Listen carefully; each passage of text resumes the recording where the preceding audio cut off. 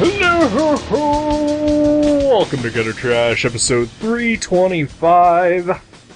Mary wept over the feet of Jesus. Prostitution and religious obedience in the Bible. My name is Eric. I'm Jason. I got swept up in that. I didn't do the joke I wanted to do. Oh, do you want to try it now? Sure. Okay. Alright. Intro reboot. Yeah. Let me do the music. Huh? Okay. Let me do the music. Fade out. Fade out. Hello! Welcome to Gutter Trash, episode 325. Mary wept over the dick of Jesus. My name is Eric. And I'm Jason. You say that because, as he points out a couple times in the afterword, there is supposedly a thing where I didn't know that. I did not either. But apparently, feet is sometimes used as a euphemism for penis in the Bible. Yep. And washing your feet is sometimes a euphemism for getting your dick wet. Yeah, right? Which really takes on a whole new connotation whenever you hear about, like, the Pope going to wash the feet of the poor right? or something like that. Yeah. I mean, that's good that he does that. Yeah. Sure. I mean, the poor need to get laid too. Oh, I also totally forgot to mention, this is the latest graphic novel by a Chester Brown. Yeah. Mr. Chester Brown. Yeah. Who, we did a book a couple years ago. I can't remember how long. But, It's been a while. Yeah. Yeah. I know in one of the text pieces in this, he mentions that it was published in 2011. Yeah. Which doesn't seem that long ago, but it's still like 5 years ago. Yeah, it might have been 5 years ago when we reviewed that. Because Yeah. I mean, I'm sure I picked it fairly, you know. Right, yeah. It seems like a thing you would do. Right. But it also, like, it's weird. I don't remember my review of that book, but I don't feel like I loved it that much. But I still remember it, like, Oh, yeah. pretty in-depthly. Yeah. I don't think that's a word. Yeah, it is. Okay. Sure, and definitely. It definitely is. I'm not sure. You know, we were just talking about the feet thing and the penis thing, and like, I didn't really notice it until just now. I'm sitting here staring at the cover of the book, and, you know, on the cover, there's like this image of feet in the middle, and I never noticed that it kind of looks like the frame around it kind of looks like a vagina. Oh, I totally noticed that. Yeah. Right offhand. It's there's a penis inside of a vagina on the cover. Yep. Basically. Yep. If, you know, metaphor, like. Metaphorically, Yeah. sure. Yeah. No, yeah, I totally noticed that, and then every chapter heading See, is also... I did notice that. Like, that's what made me think about it now, because, like, all the chapter titles have that same, like, oval, vaginal-shaped, Right. you know, title graphic design. But I never noticed it on the cover before that there's feet inside of one of those. Right, so right. that's kind of... Well, the framing on this one is also a little more ornate, Oh, yeah. including a clitoris. Yeah. The Bible is the clitoris. Yeah, yeah. And, the snakes are stray pubic hairs. Sure, yeah. I don't know. It happens. Yeah. And the word prostitution is the butthole. I think Chester Brown is the butthole and prostitution is the taint. Okay. Well, we've just summed up the new graphic novel by Chester Brown. We gave an enlightening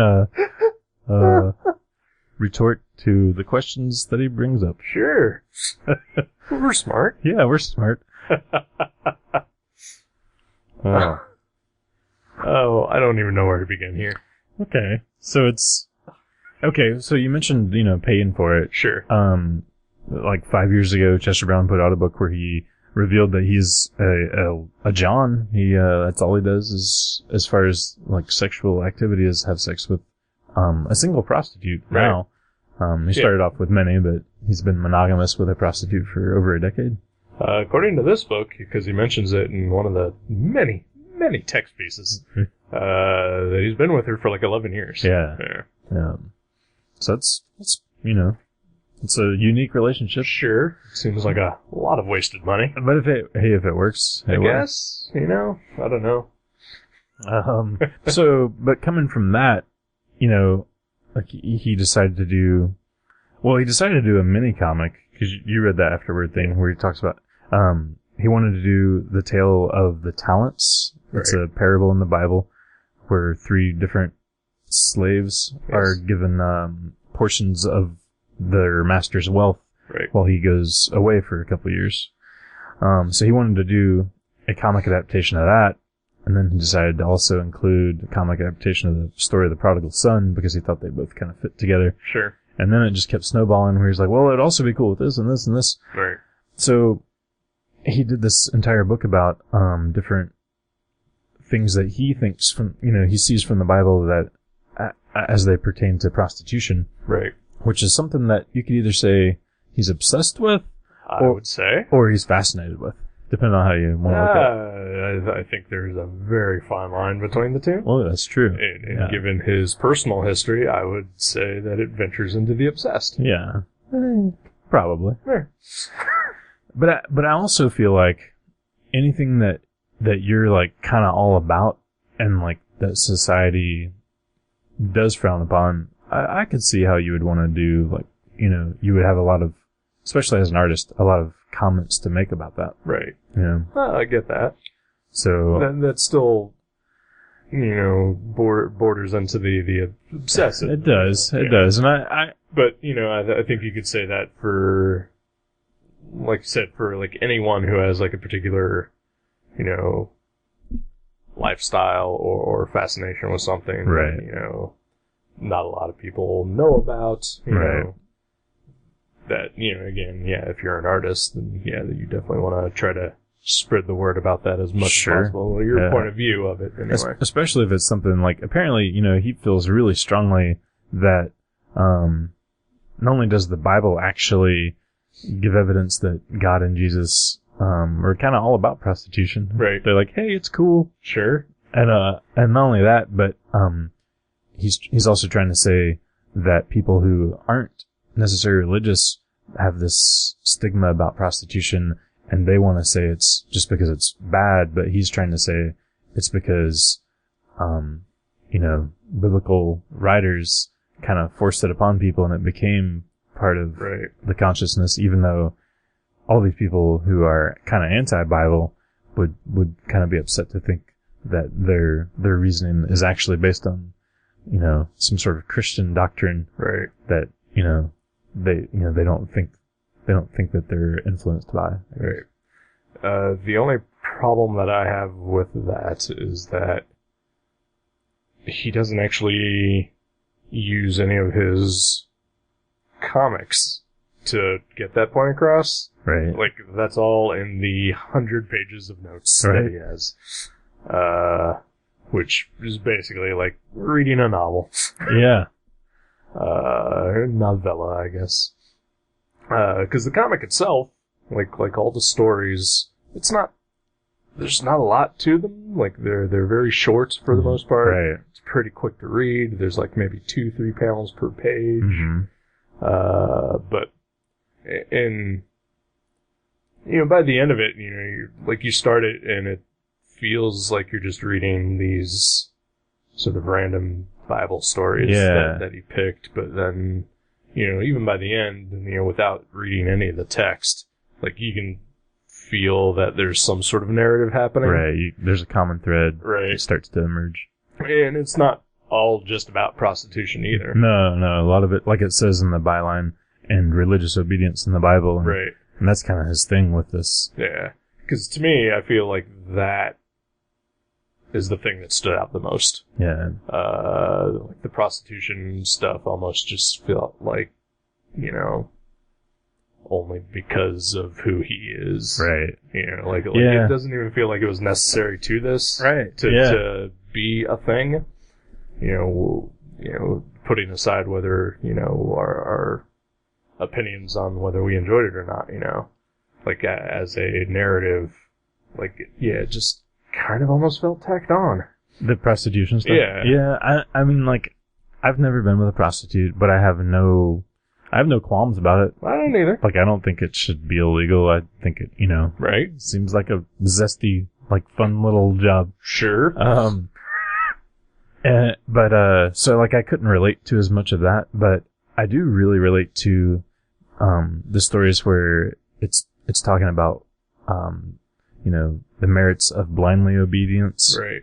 Blindly, obeying, a God, and also, you know, what life is all about, like, what you consider a reward, whether it's, you know, like, you know, that you do a good job or that you actually experience life and enjoy it. Right. You know, I really related to those things. I took a lot of stuff out of that while reading it, because, you know, as a society, we're all just sort of, it's ground into us, religious or not, because, you know, I would say, you know, I'm mostly an atheist for the most part. Sure. And I know you have a strong faith. Mm-hmm. That, you know, I mean, you're not preachy about it ever. No. You're never in anyone's face, but it's your own personal belief, and I totally respect that. And kind of the way I feel is that, you know, that's kind of the way it should be. You know, it should be your own thing. Right. Yeah. You know, make of it what you will.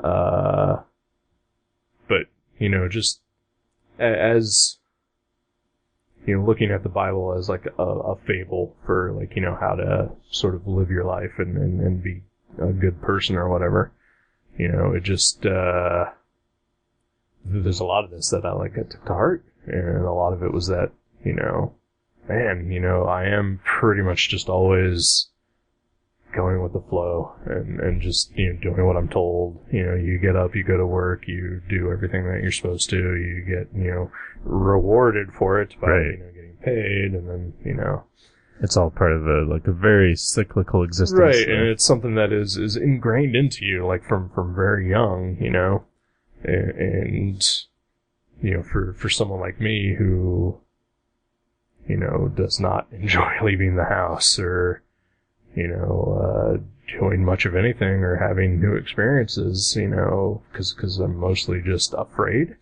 Mm. Like it really spoke to me. It was like, fuck, what am I doing? Right. You know, well, like I should be doing more. You mean sex with prostitutes? Sex with prostitutes, mostly. Right. And I really took to heart that I should probably find someone else's money and then spend all of it. Yeah. And get rewarded. That's the moral I learned from that. I love that story, actually. Actually, no, I really do love the story of the talents. And apparently so does Chester Brown, because he talks about it a lot throughout his notes. Yeah. It's a really interesting story, especially so because of the different interpretations. Right. Because apparently he's saying there's an Aramaic version of the story that predates the Bible in a book called The Gospel of the Nazarene. Something like that, yeah. Something like that. Or The Gospel of Thomas? I don't know. Yeah. I don't remember. And but basically he's saying in that story, you know, the whole purpose is to say, you know, out of the 3 slaves, you know, one of them buried his portion of the money and just didn't do anything with it. Right. And returned to the... He was protecting it. Yeah. He's like, I'm just going to hide this, and when the master gets back, you know, he gets it all back. Yep. All my portion.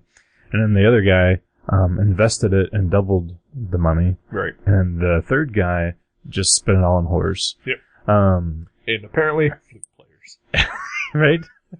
Well, you gotta have some music when you're making love. I mean, if Prince taught us anything. R.I.P. Yeah. Common opera. But, so... Speaking of an evil god, you took Prince. Right? Well, it's because we were blaspheming reading this book with the word Jesus and a vagina around the cover. Sure, yeah. So he smacked us down, but... Yeah, it's Chester Brown's taken fault. Away. Prince is dead. He took the purple prophet from us. So in the actual Bible, though, apparently the talent story is rewritten or edited or censored, whatever you want to call it, right, in such a way that the guy that doesn't, or no one spends money on whores and flutes. Right. He just, like, 2 guys, they both invest the money and both get the same reaction, basically. Which does seem kind of like... It's bad writing. It's either, it's either like bad writing to have, you know, why not just have 2 dudes then? Right, instead exactly. of 3? Yep. Or like, unless they were trying to say like, well, see, this is what most people would do, this exact same thing. Right. But I like the idea, and I can't really see much flaw in the logic that apparently, that story, was different before it was put in the Bible. Like, all of his extensive notes kind of make you think. Right. Well, I mean, I think, I don't think it's, not in common knowledge that, the Bible has been written and rewritten and, changed to, suit specific culture or needs or whatever. Or whoever's in power or whatever. Exactly. So, which also I think should kind of, maybe make people not put so much stock into it. Yeah, exactly. Right. I mean, like you mentioned earlier, I consider myself religious and faith-based thinking, but I have a friend who's just staunch Christian. Right. And he's been trying to get me to go to church with him, and like a year ago, he was telling me, he's like, well, you really need to be in church. Like, that's kind of a key part of it. And I was like, I don't really, the Bible and church don't really mean that much to me. And I tried to explain it to him in a way that made sense, but I think I ended up offending him because I actually haven't heard back from him since.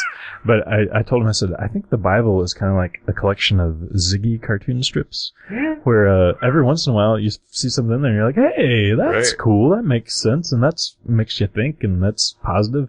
And then the rest of it's all shit. Yeah. And like, that's kind of how I described my feeling on the Bible to him. And, and that's what I think. Like, it's written by so many different people. Exactly. And so many of them have their own agendas. Like he mentions Paul, and was very uber Christian, but not like Christ Christian, but like what people think of today as like Christian. Like, right.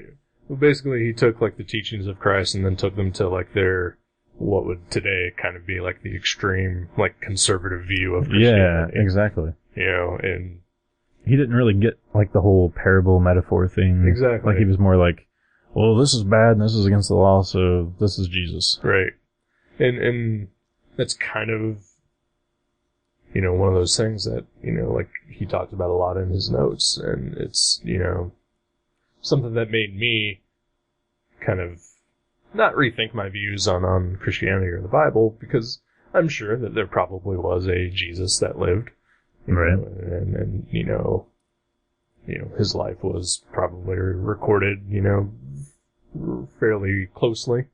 But, these guys were also writers who wrote the Bible. Sure. They flourish things. Right. Yeah. And then, as I said, the Bible has also been changed so much down the line, that, you can't really know exactly, you should never take it word for word, literally. Yeah, like, even Chester Brown, he, says he calls himself a Christian, but he thinks, a lot of people who call themselves Christians would not agree with him that he's a Christian, because he thinks Jesus was a dude. Right. That probably had a pretty close relationship with God. Right. Probably had like a deep faith that sort of opened his third eye kind of thing. I'm not talking about his penis. No. Yeah. That would be his third feet. His third feet. Yeah. But that's kind of what I've always thought, is like, it's probably a dude that just kind of said things that made sense, And basically, all he was doing was going around espousing, compassion, right? And understanding and tolerance of everybody, and just love, love the people that you're around, and don't be a dick. Yeah. That's pretty much right. Everything you can boil down to Jesus. Just don't be a dick. That should be like the quote on his tombstone. Right. Yeah. And then, like the I don't think he was really the son of God. Probably didn't walk on water. No. I mean, that'd have been awesome if he turned water into wine. Like, that's so cool. Well, he probably did, but it was just a long fermentation process of, how you actually make wine. That, I've always thought, like, it's probably one of those things where there was like a barrel of water, and then at a party or something, and he was like, dude, check this out. I'm gonna take that back out to the car, and I brought this jug of this big old thing of wine. I'm gonna replace it, and they're gonna be like, dude, we're out of wine. He's like, no, dude, here's some more wine. And then so the story just got embellished over the years. Yeah. I'm pretty sure that's probably what happened. He just like opened the hatchback of his Honda and rolled it into the party.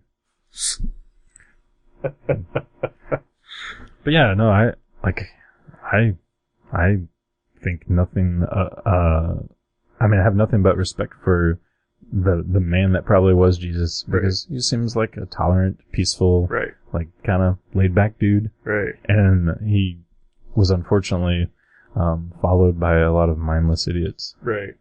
Which, and unfortunately today we get now, like, the extremism, of Christianity, which, is just, so based on intolerance and oh yeah. Just like, what happened? Right. How did that happen? It's such a 180. Right. I mean, I remember for years, I was like, well, fuck religion and God and all that, because it can't be good if people like my aunt and uncle, who are like the most, like racist, like homophobic morons. Right. If they're always talking about how I should be in church and how I should read the Bible, and, they're always like, just like flaunting their religious beliefs. And I was like, I just want to distance myself as far as I can from that mode of thinking. And it's just ironic that, they're out there trying, in air quotes, trying to get people to embrace God. And they are the people that like turn people away from any sort of faith in anything. Exactly. And I'm, again, like my view of religion is that, it should be your own. Like I'm, if you want to go to church and if you want to, worship, and do all that stuff and read the Bible every day and follow the commandments to the T, that's fine. That's your own thing. I don't think that people should push that onto other people. Right. That's your thing. That's personal. That's, how you get through your life. Sure. And just because I'm struggling to get through my life doesn't mean that, your magic guy in the sky with his, book of fables is gonna get me through it any better. Right. Because it probably won't. Right. You live your life your way, I'll live it mine, and, hey, I'm just fully embracing the fact that mine is failing. Right? Yeah. But, I'm sure you'll find what works. Sure. Hopefully, at some point, I guess. I don't know. And it might be in a church, but it probably won't. Probably won't, yeah. I mean, and again, I don't have anything against, whatever religion you believe in, or whoever follows that religion. Just, again, don't push it on me, yeah. But I would also say that a lot of people don't. Yeah. Like, they're just chill, Yeah, I mean, you hear the loud, annoying people, and that's what you think of, because they're the loud, annoying people. Exactly. It's like internet comments. You just usually hear the loud, annoying people. Right. But there's a lot of... it's the assholes that catch your attention. Yeah. And I'm sure there's a lot of... I actually know a lot of people that consider themselves Christians that aren't jerks, and they're not racist, and they're not homophobic. Right. They just kind of have their beliefs and they do their thing. Like personally, I like can't stand church. I've been in many churches. We went to church 3 times a week when I was a kid, and that's excessive. Yeah, right. Yeah, Wednesday nights and twice on Sunday. And then the only time I've ever been in a church. What? Okay, hold on, sorry. What would the point of going twice on Sunday? I know, right? And you go in the morning, and then you have lunch with like all the religious people, and then you go home and maybe nap, and then shower or whatever, and then you put on your clothes, like nice clothes again, and go back to church at night. And it was so much, you know? Yeah. I mean, my family, I know my dad pretty much wrote off religion, when he was young, because his mom was super, super religious. And it was, I think he told me once that basically his mom forbade him to hang out with a friend of his because he was Jewish.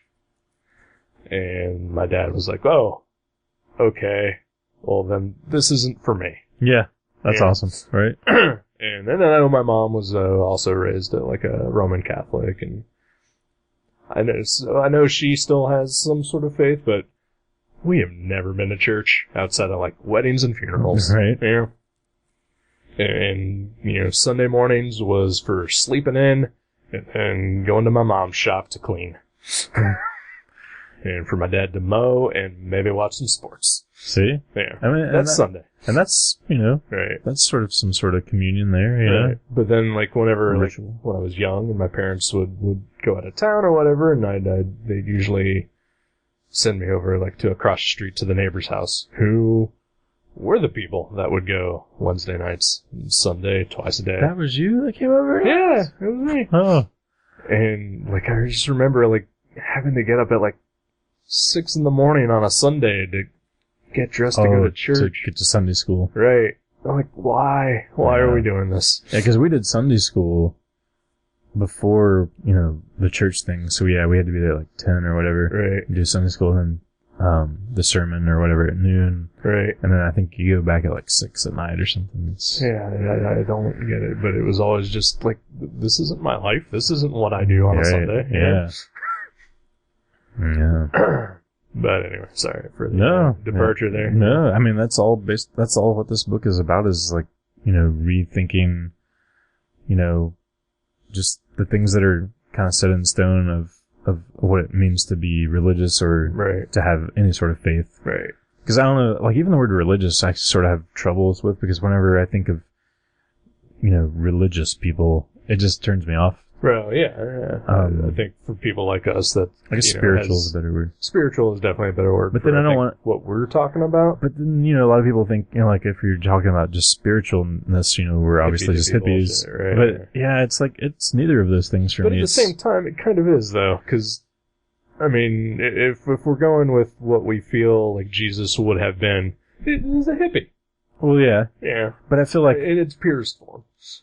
It's true. Yeah. But I feel like a lot of what I feel about religion is actually, I don't know. Like spiritual hippies, to me, it's all the way they feel. Right. But I've thought about it a lot, and I think a lot of thinking goes into the belief that I have. Not that I'm saying, like, I'm smarter than a hippie. No, well, but I'm just saying, for the like... most part, except for your half hippiness. I am half hippie. Yeah. Waist down. But I feel like... Talking about your feet. My feet all the way down to my feet.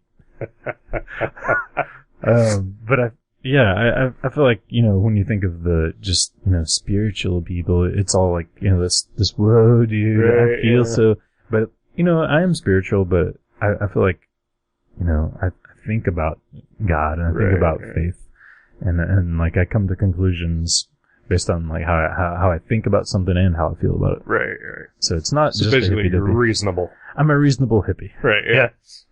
And I think that's the thing. Like saying religion and religious, that word to us has been co-opted by basically, like the sort of hateful Christians that make people turn away from it. And spiritual has been co-opted sort of by the hippy-dippy, Sure. dancing in the moonlight, whatever crowd. It has. But, I think, I think spiritual, the way the word should be meant, is more like what you're talking about. I know I've definitely, like, turned off some of my friends when I say something, like, even in my comics, I used to just, like, thank God. Yeah. And then usually you. Yeah. In that order. Sure. Understandable.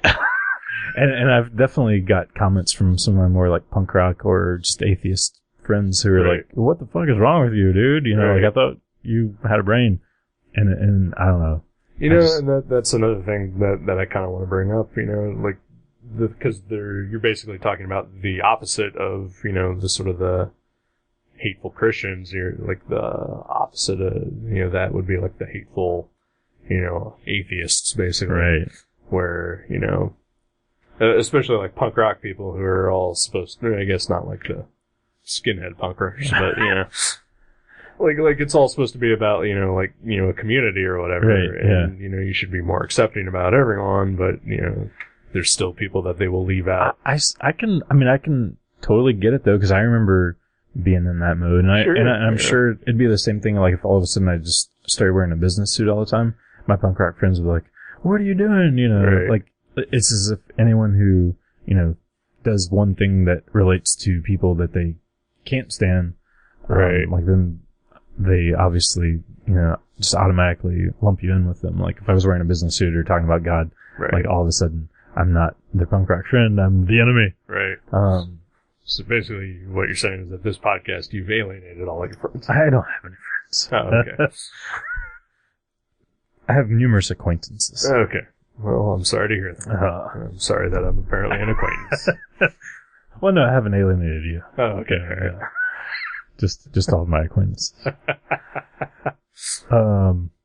No, but I don't know. I mean, that's what I love this book. Okay. And that's what I love about this book is it does kind of make you think and, but it's also a really awesome example of a cartoonist at his top of his game. Like, he really knows how to tell a story and make simple drawings and characters that really depict what he's trying to show you, in a easily readable and interesting, we've barely talked about the comic itself here. Apologize for that, but I honestly found the idea of this book far more fascinating than the execution of it. Yeah. Like I want to talk about all the other stuff around this book and not the actual book. I think that's why his notes sections are so interesting. I read all the notes afterward because he is such a meticulous researcher. Right. And he shows you everything. It's not just like, it's in his brain and this comic is like the product of his thinking. It's like, here's the comic, and the other half of the book is just, him explaining where he derives all of his information and thoughts. I read, because when you handed me the book last week and I flipped through it, and then all I saw was just text as I was flipping through it. I was like, what in the fuck is this? Right. And, like, did Dave Sim write this? Right. And, you even told me, you're like, well, there's like an afterword, I would recommend reading that, but like, you can probably skip the notes. But, I didn't read all the notes, but I skimmed through most of it, and I read a good chunk of here and there. Because a lot of it did seem repetitive at places too. Yeah. And all of it, a lot of it was just like, him basically recalling notes that he made, like reading other books. Right. And some of his research. And it was interesting, but like, I was trying to pick out more of his own philosophical viewpoints through his notes. Sure. Because to me, that was what I was more attracted to in this book. Mm-hmm. Because, I'm not a religious guy. I basically jump back and forth between atheism and agnosticism. But, the overall thing that I got from this book was that it did really make me rethink, Christianity in general and views of God and his word and the word of Jesus. And how it's been changed over the years. Right, Like, that's fascinating to me. Yeah. Like, especially since, I'm sorry. No, go for it. I mean, so many people, like, especially in my family that I know, call themselves Christians, and like, they're kind of, their life is sort of based on this thing, and like, they don't question it or even like study it or research it nearly as much as Jesse Brown has, and their life is based on this thing that they don't even really fully understand or even question. They just totally accept it. It's not like they've tried to understand it and can't. They're just like, well, that's how it is. And my entire life is based on this. Like, that's crazy to me. Super crazy. Because we live in the real world, and I would say that even you might agree with me that there is a lack of the miraculous in our everyday lives. So for that book to be full of so much stuff that would be considered fantastical, it's like, well, then why aren't these people just like worshiping, the Dark Tower series by Stephen King? Right. Yeah. Because I'm sure, like, in that book, he's probably got some moral characters who are the heroes that, wind up having to make tough choices and et cetera, et cetera. I'm sure... Like, all fiction should. I'm sure it boils down to fear. People are afraid not to believe it. Right. Which is really sad that, like, to worship a God that you actually just fear. Right. To me, that's, like, the saddest thing. Right. Oh yeah, because it's like, yeah, their entire lives are just gripped by this fear that this, giant man in the sky is gonna, punish them if they do something even remotely bad. Oh yeah, he'll have them boiled alive for eternity. Right, yeah. And it's a subconscious fear for a lot of those people too. I'm sure they don't even think about it at all. Right. But there's like, I just have to believe this and I have to do this. Because they're, deep down, they're just afraid that, what if this is real? What if this is true? And like, it's easier just to go through your life, not questioning it. Right. Just in case. Right. And that's crazy to me. It's super crazy. And then that so many of those people also just basically, they blindly follow this one, tenet of this book, but then also at times choose to ignore, the real message of, be good to each other. Yeah, sure. Yeah. And it is a very contradictory book. There are things in it that... Well, you've got, so many different writers that built the thing. Yeah. It'd be like if you just sat down and said, who exactly is Superman? Right. Like, explain it. But then, wait a minute, there's contradictions here. Right. There's so many different writers. So it's why there's people who, for whatever reason, absolutely loved Batman v Superman. Right. Because they're just like, well, yeah. But, it's not, That's Old Testament Superman. Exactly. He's smiting shit. Yep. But no, just also, because a lot of what this book does is like the two parables and even the, I think, is it the first chapter is Cain and Abel? Yeah. That tells the story of Cain and Abel, which even as a non-religious person is something that I was fairly familiar with, I thought. Right. And I'm reading this. Mostly from Sandman Comics. Well, sure, yeah. I mean, they are the keepers of the House of Mystery. Right. But, like I don't think I did ever know the full story of Cain and Abel until I read this. If I did, I had not retained it. Right. And it is sort of this thing where, Abel is kind of a dick. Yeah. Because he's disobeying, the word of God and his own father, and Cain is, blindly following. And God sort of doesn't reward Abel, but, looks upon him with a little more favor because he's kind of being a rebel. Yeah. He's like, I'll take your offering. Right. Yeah. And it's sort of like this thing where it's like, well, God gave us free will. If God exists and he gave us free will, then, we should be able to choose what we do with that. Right. And use it. Yeah. Exactly. It's and question things. Your car comes with a cup holder. Use the cup holder. Right, yeah. But yeah, it's all about, questioning authority, really, even. Right. Because not everyone in charge, A, has your best interests in mind. Sure. And B, knows what they're doing. Right, yeah. Even if they think they have your best interests in mind. Exactly. And like, that is a really good way to start and end this book. Like, the start is the Cain and Abel thing.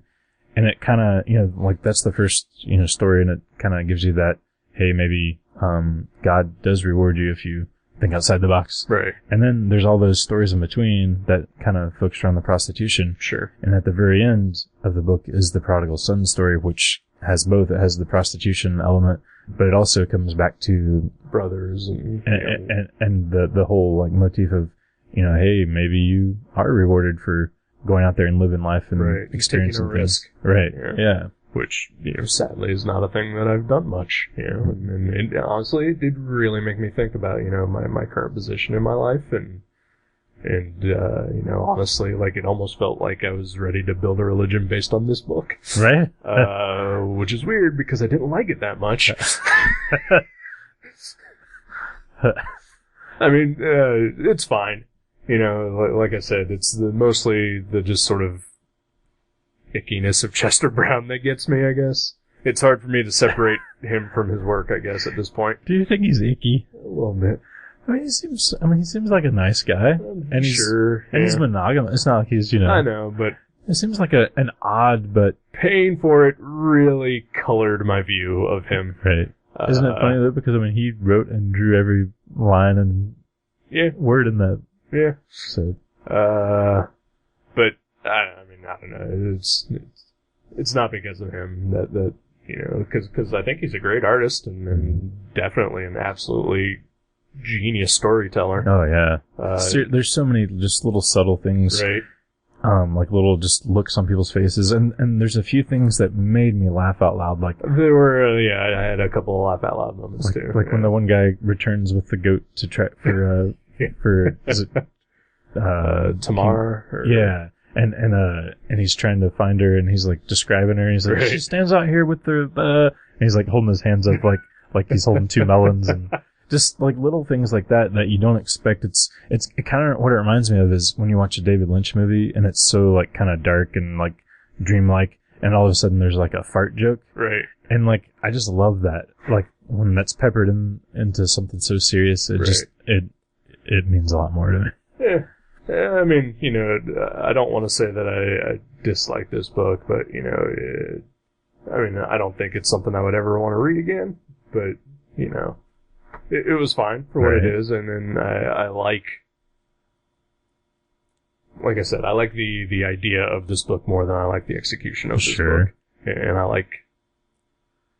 I liked his point of view, like, throughout the acknowledgement and through the notes, and I sort of wish maybe that had just been more incorporated into the graphic storytelling of it. Yeah.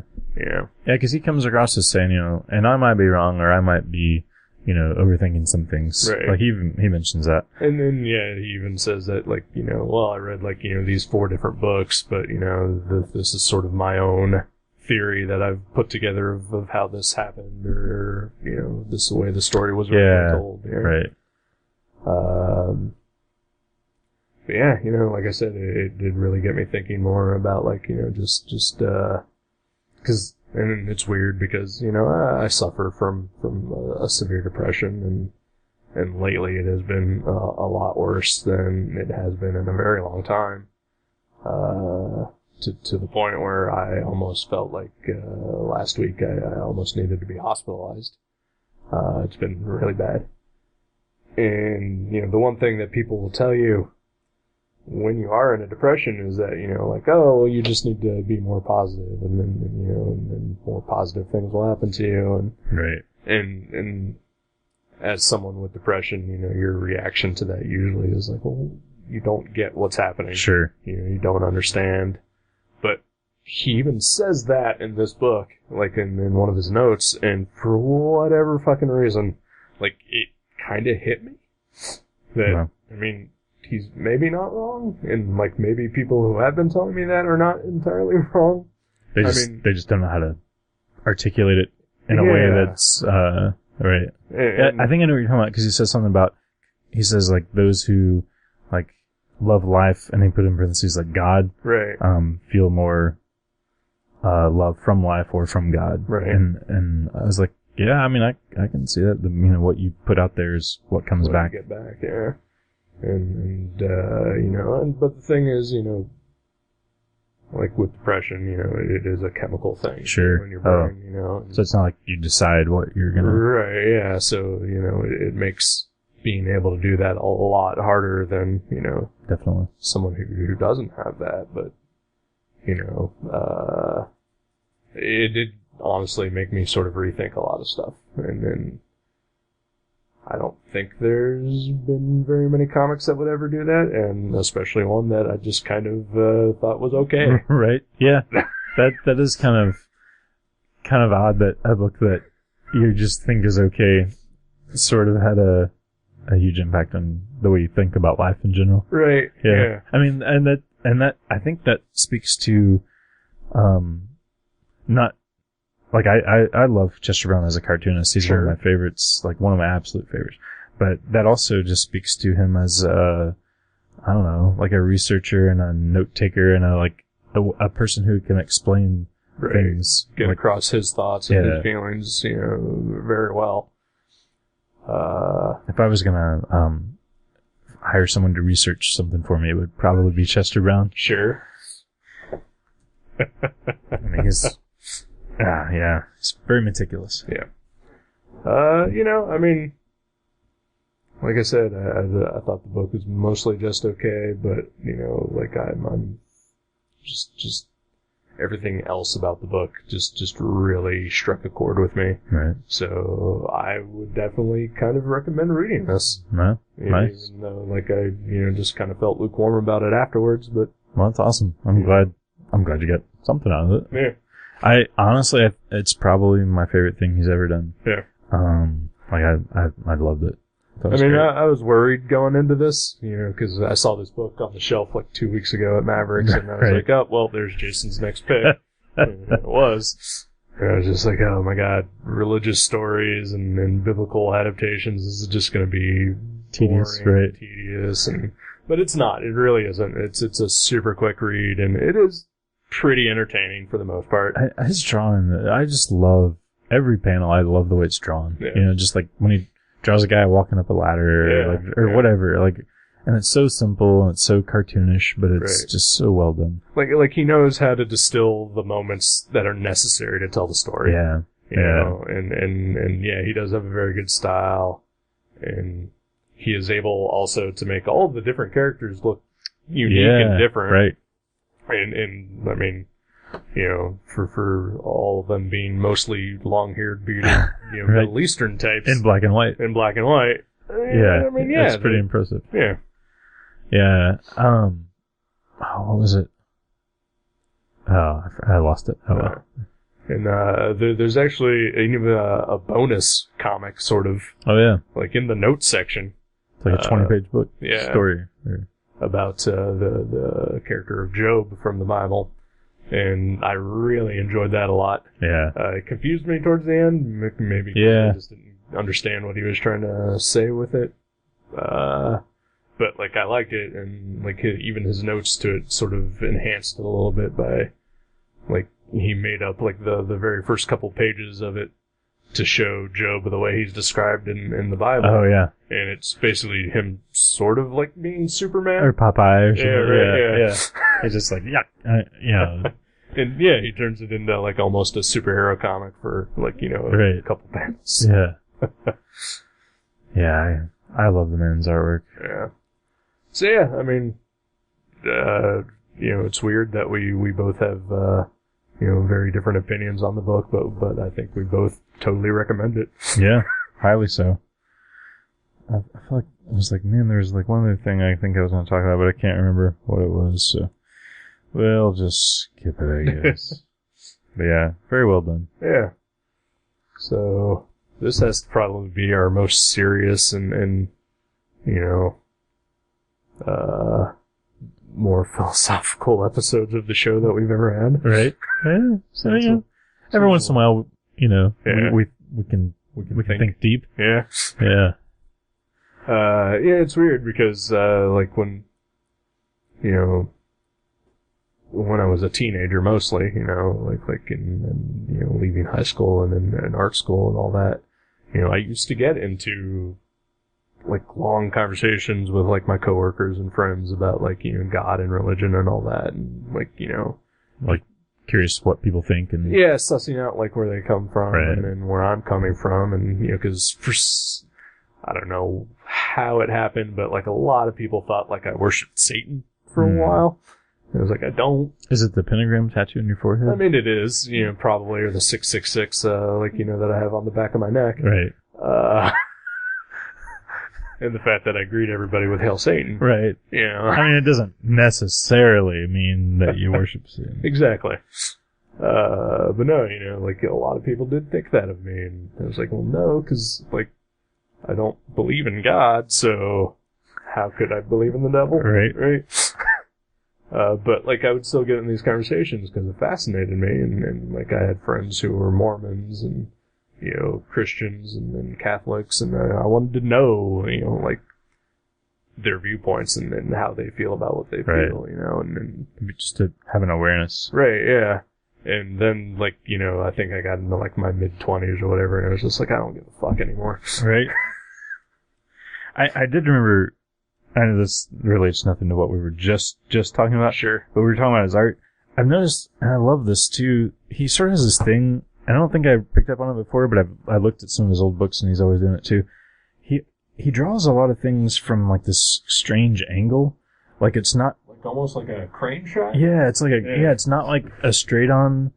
It's not like an above shot where you're looking down upon their heads from directly above, but it's like this like weird, maybe like 45-degree angle or something. Yeah, it's not exactly a bird's eye view, but you're definitely looking over the people, but you're not looking directly down on top of them. And he'll occasionally do, a normal, air quotes, panel where it's like a complete side view of someone, and he uses that to kind of sweep in whenever they're saying something real personal and important. Right. But otherwise, everything looks kind of removed because of that angle and that distance. Because it's not just an angle where, you see their torso from that angle. It's like you see the entire body and the people around them, kind of like, I don't know, like an old movie, where there's a lot of crane shots or distant. Like, I love that, how, like, he just has a unique, kind of way to depict things like that. Right. It's very good storytelling. Yeah. Because, there's nothing flashy about it, but he is telling you the story. Right. You get it. You get everything that he is putting on the page. Every beat is, like, perfectly well done. I mean, he's master cartoonist. Yeah. The only one other thing that I want to talk about is, before we maybe take a break here, is there is a story about Jesus in this one. Oh, yeah. It's the only story that has Jesus as a character in it. And the one thing about it that I thought was neat, in a way, is that he doesn't actually draw Jesus. No, just a shadow. It's a shadow. It's a silhouette. Yeah. And then, like, he remains throughout the story, but he is never seen on panel. Right. And I thought that was very interesting. Yeah. Especially because, there's a church nearby, in our region called the Solid Rock Church. Oh, yeah. They are more famous probably for having at least a couple years ago, having a 50-foot statue of Jesus that looked like it was made out of melting butter. Yes. And it got struck down by lightning somehow. Yeah, right? And then, for whatever reason, they decided to build a new one. It is a gross church, I would say. Yeah. Very off-putting. Yeah. But they also have a giant, like, flashing billboard. Like a ticker thing. Yeah. And the last couple weeks they have had one where, like, it's flashing words next to a picture. And the words are, "Do you know who I am?" And it is a picture of a very handsome, white, blue-eyed, blonde-haired, bearded dude. And I'm just like, I don't know, some male model? Yeah, right? Because I'm pretty sure that's not what Jesus looked like. Probably not. Yeah. Living in the Middle East and, ancient times. Yeah. I do respect that, the way he chose to do that. And it's weird because years and years ago, 30 years ago, he was doing religious short stories in the back of Yummy Fur, the comic, where he would serialize his graphic novel, but in the back there would always be an adaptation of Mark or Matthew or whatever. Okay. But he would have Jesus in there from time to time, and he would draw his face all the time and depict him. So it was strange to me that he chose now. Right. But I don't know. Maybe he was trying to make a point or something. Could be. Yeah. Interesting book. Yeah. Very interesting. Yeah, it's published by your friends over at Drawn and Quarterly. Yep. So check it out if you can find a copy. Yeah. All right. Take a break? Sure. All right.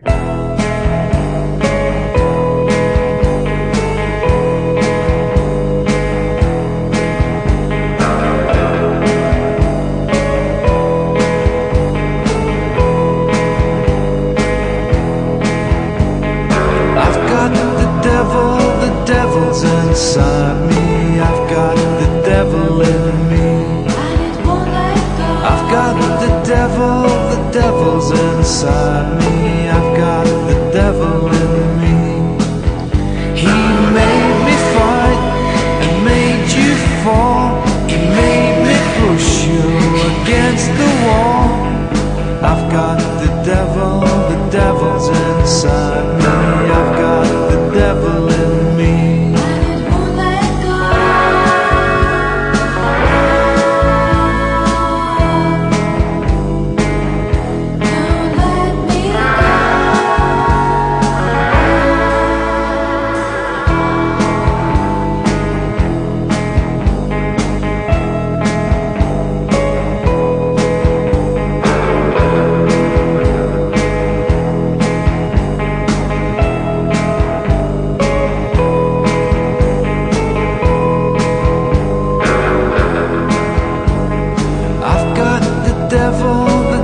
devil's inside me.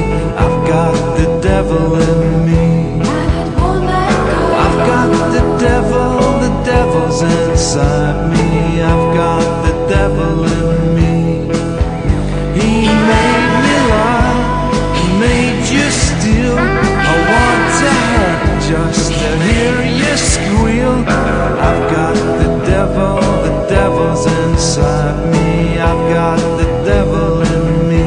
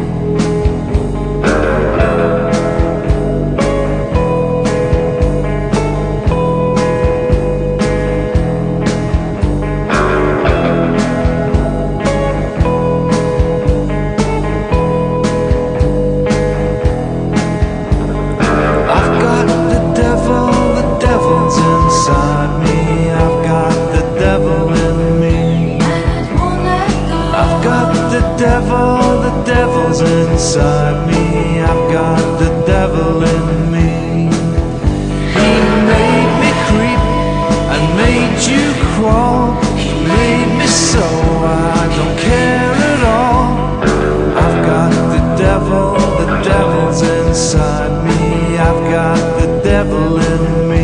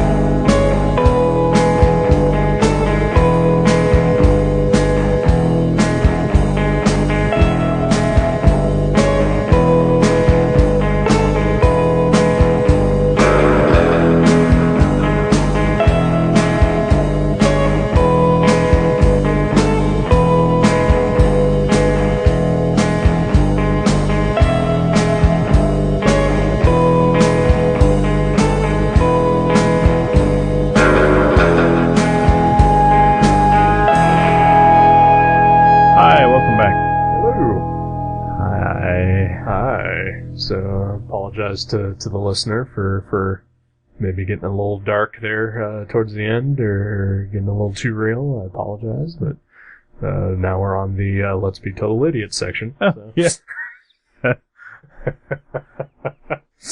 Well, I'm sure they're used to at least the idiots part by now. Yeah. So how you doing? Well, pretty good. Yeah. Pretty good. I'm tired. Yeah. I had a long day. I did work. Well, what kind of work? I painted the kitchen in my house. Nice. Yeah. I mean, not solely me. Lindsay helped me. Or Your lady. My lady. Okay. But we painted it together. But yeah, I'm tired. Cause, What are you, like, both holding one brush? right? Yeah, it was like some weird version of the movie Ghost. Right, yeah. And then I left I took a nature walk today. Yeah. And I went back and did some more painting. Nature walk to hell? Nature trail to hell in 3D. And I saw some animals and trees and water. And Well, that's what happens out in nature. Yeah. I saw a snake. Oh? Yeah, it was pretty cool. Did it attack you? It ran away from me because I'm scary. Sure. Yeah. I'm frightened. And it was a tiny snake. It was like the size of like a drawing pen or something. Yeah. And it just ran away. Or it didn't run. I guess it slithered. Yeah. Unless it grew legs. Evolution, man. I was at my dad's house not too long ago, and he was telling me that some sort of relative of his, I'm not sure if it was like a cousin or nephew or someone, that he recently reconnected with, sent him a bunch of photos, and he was like, you want to take a look at them? And so we looked at them, and they were all like nature photos, basically. Cool. And man, they were stunning. Yeah? Yeah. And all of it was also just kind of like, there was like a praying mantis eating, some sort of insect. Oh, wow, yeah. And just like, a lot of other animals attacking some sort of other animal. And, sure. but he was able to like, basically get right up in there and take the picture. Nice. That's awesome. And then this guy is like, he's a railroad conductor. So, he's not a professional photographer, but man, they looked super professional. Like he was just able to capture like the right moments. Right. And colors and everything about it. That's sweet. But yeah, just looking at like all the especially the creature ones, there's just like, man, the world is full of monsters. Yeah. Our bodies are full of monsters. That too, Yeah. We're gross. My cousin, I went on the walk with my cousin, and he was like... Yeah, a cuato. A what? A cuato? What does that mean? Is that Spanish? No, it's the little deformed baby man that came out of that guy's chest in Total Recall. Oh. He did not have a cuato. Okay. But he mentioned, he was like, I wish I would have brought my camera, because we saw like, like that snake, and there's like this giant, like red speckled mushroom protruding out of a tree, like 4 feet up the side of the tree, and like just cool effects in the water, and like this. Did you run up to the mushroom and punch it? No, I ate a big chunk of it. Oh, okay. Right. Yeah. Did it make you bigger? It did. And then I shot fireballs. No, Sure. that was when I picked up the flower. Yeah. But we saw this tree. We like stood on the like trunk of it, because it was like all warped and wrapped around, and kind of went over the edge of the water, and it was so huge. Like it has to have been like at least hundreds of years old. I don't know. I mean, it was huge. It was so thick, and like you're walking on it before you even get to the main section of it. I mean, it was crazy. Huh. But yeah. And he didn't have like his phone at least or anything? I think he's like me. He has a tiny, like, crappy, okay. I think he actually just has like a track phone, so I don't even know if it takes pictures, and I didn't offer to take pictures. I was you dick. Weird. I just fear of modern technology, people. I just wanted to immerse myself into the experience instead of document it. No, it's weird because I do have a big fancy phone, but like I'm not a guy that ever thinks to like take it out and like just take pictures of things, right? Or like oh wait, I'm always just gonna have this out and just take all the pictures around me, film little videos. Right. Yeah, no, I don't do that. I don't get that. I don't think I'm quick enough to do that anyway. I'm sure we couldn't have filmed the snake. Right. We could have filmed the mushroom. The mushroom was slow enough for us. Sure. Right. Yeah. That was our speed. Yeah. But yeah, it was fun. And then I went home and did some more painting. Sure. So, yeah, I'm tired. I'm sorry. Probably will sleep well tonight. Yeah, probably. So how the hell are you? I'm alright.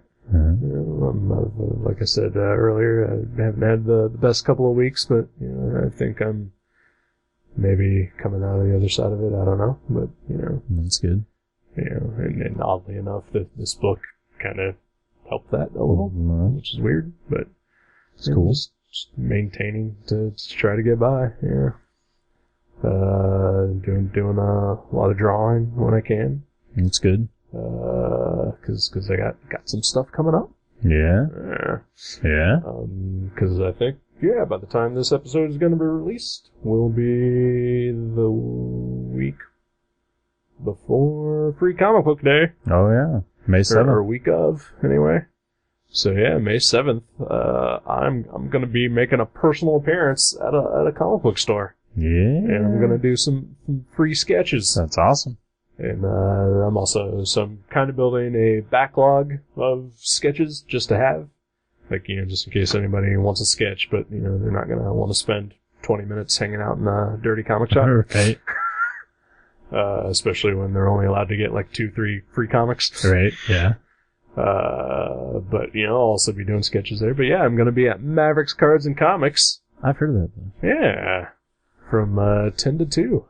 Cool. Yeah. On Saturday, May 7th. Saturday, May 7th, Free Comic Book Day. come on out. Come on out, get some free comic books, and then get some free sketches, and then maybe buy a comic since you're getting a bunch for free. See, that would be nice. Yeah. A little give and take. Yeah. And you're having a good sale? We're having, a big sale, like 50% off trade paperbacks and discounts on everything. Right. One percentage or another. Yeah. So I have a question for you. Mm-hmm. You currently have a couple of boxes of 50% off Essential Marvel trades. Mm-hmm. Are those an extra 50% off? No, it caps at 50%. Because all of our trades are normally 25% off. Right. And they're not like 50% of that discount. Sure. They're just, yeah.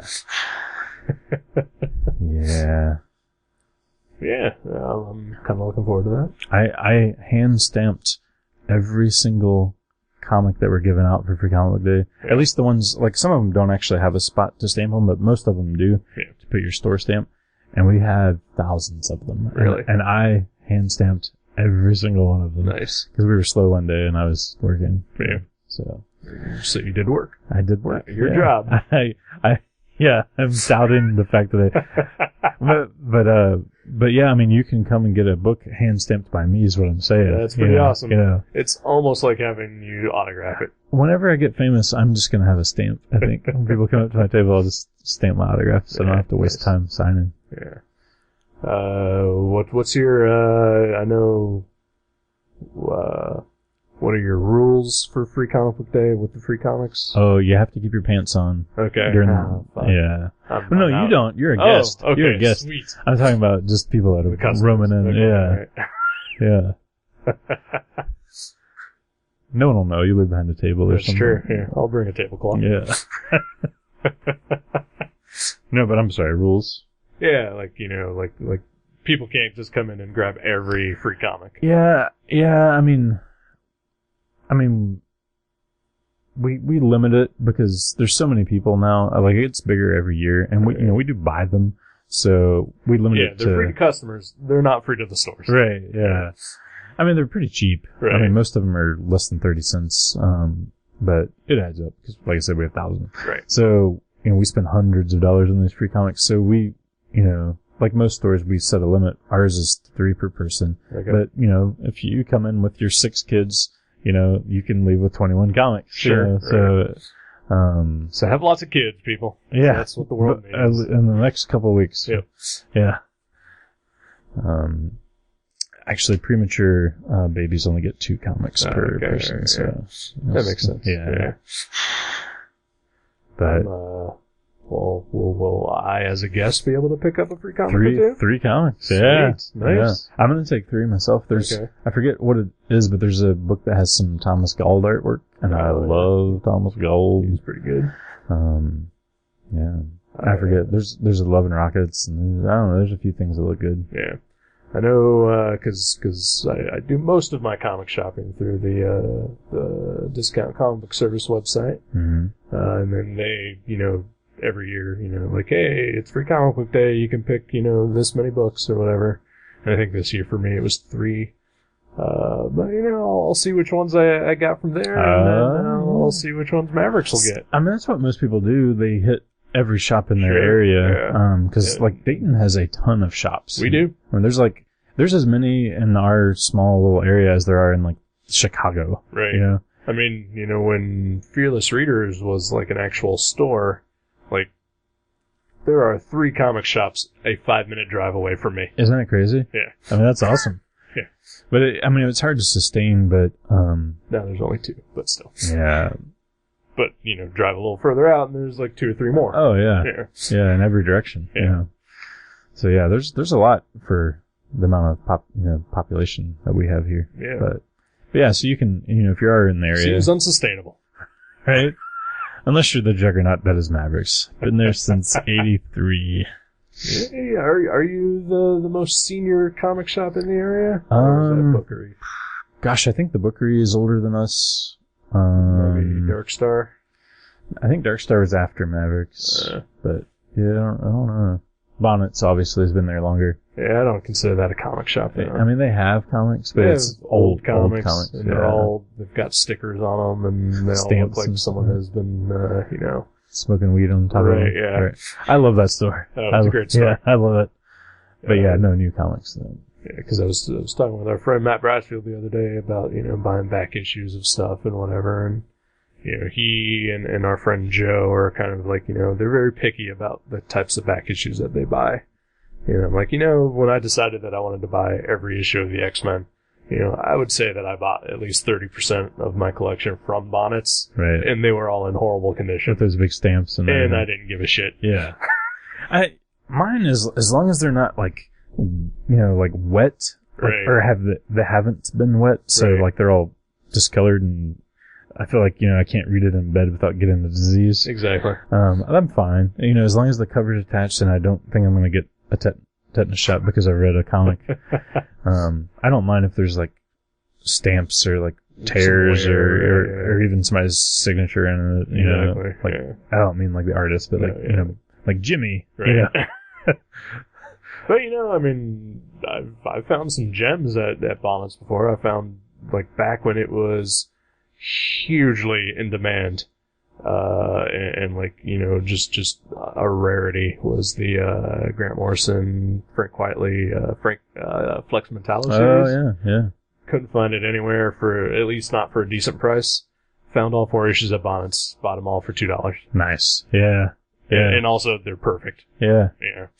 So, occasionally. Oh, yeah, I found some great stuff there. And it's not necessarily stuff that is like, sought after, but just like random weird stuff that I've never even heard of. Right. I'm like, what is this? And it's like an 80s comic, like alternative comic I've never seen. And yeah, they have weird stuff that shows up there. Yeah. And it's like one of the oldest family-owned bookstores in the nation. Oh. It's been there like, 75 years or something. Wow. Something ridiculous. Yeah. Yeah. It's a creepy little store. Yeah. Yeah, I always feel like if you're inside of there and a fire happens, You're fucked. you are dead. Yeah. I mean, there's one way out, and it's like Cramped. yeah, and It's full of paper. it's like 3,000 square feet, And made out of wood. and made out of wood and old paper. Yep. And it's like a really long, narrow store. Yeah. It's not like a square. No, yeah. It's So yeah, if the fire happens, yeah, just sit down with a comic, Yep, pretty read much. it. Yep. till you're dead. But yeah, if you're in the area and free comic book day, stop by Mavericks. Stop by Mavericks, get a free sketch, get some free comics, buy something on a super discounted sale. Yeah. Don't buy magic cards.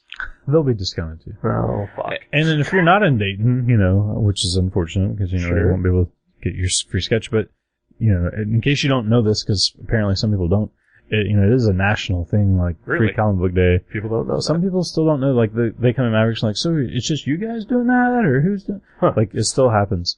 Yeah, every comic shop, give or take, the ones that don't really, If there's a comic shop near you and they're not doing free comic day, something's wrong. something's wrong. They're not being a good comic shop. Yeah. Yeah. They're not doing it right. So yeah, go to wherever you frequent to get your comics or, Yeah. And if you don't, I believe there's a website. I don't know it offhand, but Google. yeah. But there is an actual website that will tell you which comic shops are near you. Yeah. I think it's comicbooklocator.com. Yeah. Yep. Something like that. That sounds right. Yeah. I know back in the late 90s, there used to be a 1-800 number you could call. Wow. Yep. There's just a guy, and he's like, I think it was a recording. Yeah. I like to think of it as just a guy. I would hope that it was just a guy. Yeah. He's like, yeah, what do you want? You want to read some like Annie or what? What do you want? Rob Liefeld stuff? What do you need? I'll tell you where to go. But yeah. If you don't read comics, maybe that would be a good day to start. Exactly. I mean, you can't go wrong with free. Mm-hmm. And there's going to be something for everyone, no matter what your taste is. Oh, sure. Yeah, it's pretty eclectic. Like when it first started, I think it was a lot more like just kid friendly. Right. I mean, and there's a lot of kid friendly comics like Sure. SpongeBob and whatnot, Sonic the Hedgehog, but And that's fair, because kids got to get in comics. oh somehow, yeah, but it's such a such a plethora now. Right. I mean, it's so diverse. I know I've gotten like 2000 AD puts out like a free comic every year. Remember one year, I think it was Archaea. They put out like a hardcover book. That Yeah, was pretty awesome. right.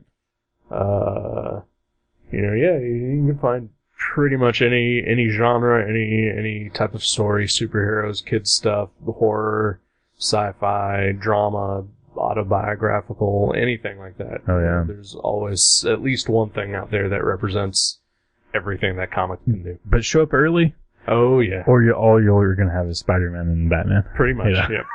Because people order the quantities they want, and they're like, well, I'll order a shitload of the Avengers and Batman, but, they don't probably order more than 10 of Love and Rockets. Like, we get, 10 Love and Rockets and, 200 Spider-Mans. Right. So.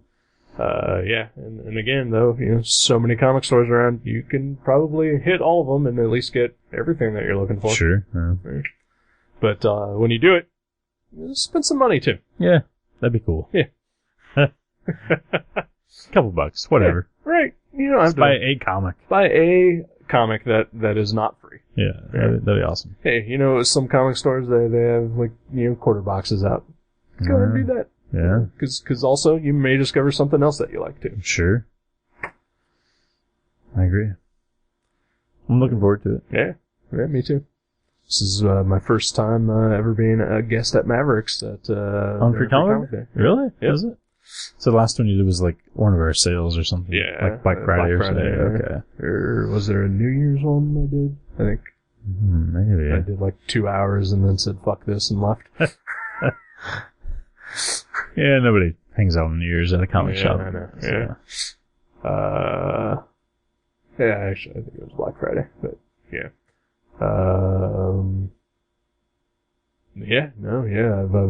I've stopped in at Mavericks a couple times to pick up a free comic or two, but I'm usually never there more than 5-10 minutes, and I'm usually there late so that all the good stuff is already gone. Yeah. We do have a reserve though when we run out. We've got a few hundred comics that we're going to give away if we need to, just stuff that, and it's not all terrible stuff, right. But a lot of it is stuff that we just are way overstocked on. Sure. So yeah, even once we run out, you'll still be all right, yeah. Kids. Come on in. Yeah, I'm looking forward to being there, and then hopefully giving some people some mediocre drawings. So, hey, you get what you pay for, people. Well, that's Mavericks is getting what it's paying for having a guest, right? Well, that's what we gotta do. No, we're excited to have you. I'm glad. So, it'll be fun. Good times. Good times. Hopefully. Yeah. So, is there a movie I'm gonna watch soon? Oh, yeah. Yeah. I had 2 in mind, and I think I know which one I'm gonna pick. They're both kind of noir movies, and one's a really old one, and one's a really new one. Okay. I think I'm gonna pick the old one. Alright. Because we haven't watched an old, it's a black and white movie. We haven't watched an old one in a while. I'm excited already. Yeah. I've never seen it, but I've heard a lot of good things about a movie called 12 Angry Men. Oh. I mean, I've not seen the movie version, but I've seen, a play. Yeah? Yeah. In person? Yeah. Wow. Okay. I think it was a school thing, but still, yeah. Well, this might be better. I would hope so. I mean, your pal Billy was he was fine as juror number 3, but Peter Fonda. Exactly. Henry Fonda, I think. Some Fonda. I think it's Henry. Yeah. Jack Lemmon, I think he's in that too. Maybe. Yeah. I think maybe Ed Begley Sr. Ooh, the dad. I believe. The old man. Yeah. Yeah. I've heard good things, and I've just never seen it. Neither have I. I mean, I do know the story. Part of me there's but, I mean, I know the gist, but I don't know the whole thing. Yeah. But, yeah, I'm still down to watch it. Sweet. So, yeah. Alright. 12 Angry Men. 12 Angry Men. Nice. Well, which should be about the same amount of Angry Men we see it on Free Comic Book Day when they get their sketch from you. Yep. Or do you want to switch this up and watch the more recent Tony Danza version of 12? Oh, yes. Yes. Is that a one-man show? Oh, I wish.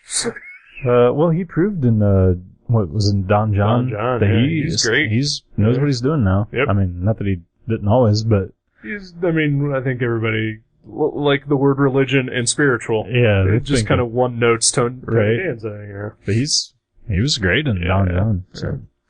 Yeah, no, original 12 Angry Men. Yeah, I'm down. Cool. I will snag it from the library unless we have a copy floating around, but they have it there, so. Cool. Alrighty then. Well, I guess we'll do that next week, hopefully. Sweet, I'm gonna go, wash my feet. Alright.